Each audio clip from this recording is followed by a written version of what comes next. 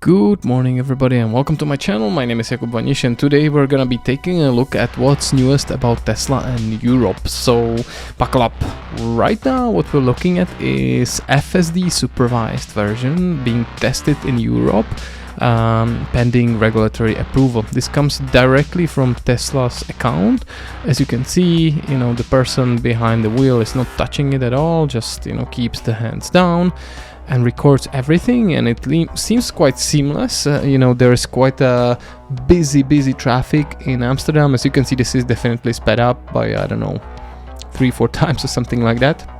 But good thing is that if it is being tested currently in the Netherlands, it is very important because the country has a long tradition of testing and approving systems and homologating vehicles. So if the Dutch regulatory authorities approve FSD, it will be authorized in the most EU countries. So potentially we're looking at the launch of FSD, supervised of course, but still a huge improvement in Europe still this year, maybe even still, this quarter or this half a year. So yeah, it's very interesting because you can see how narrow these streets are sometimes, especially this bridge, and there are so many cyclists in Netherlands, so it is one of the more complex scenarios that you can face. There are just cyclists everywhere, they're just crossing the street. There are one-way streets, very narrow, a lot of cars parking on the sidewalk, some pedestrians, there is a runner there right now. So, and it looks flawless at this moment. Honestly, I don't know what would be the pricing, for this, if it is the same as if it is in the US. And I'm wondering, if Tesla would offer basically like free trials for a couple months, for at least a month, for everybody to test it when this happens. But yeah, this is at the end of the video, so we're coming, again from the beginning. But yeah, I'm really looking forward, to test it out. I'm pretty sure this is just on hardware 4 available.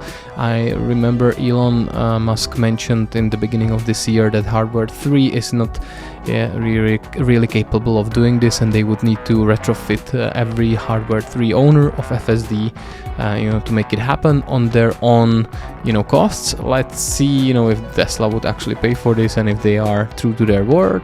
But this is really good experience so far, because what we saw also in China, where it launched, I believe earlier in March or something like that, they were testing it on extremely rural paths, or also some very dense traffic, and so far it looks really ahead of any competition. So let me know what you think about it in the comments. Are you looking forward to use Tesla in FSD or test Tesla in FSD in Europe?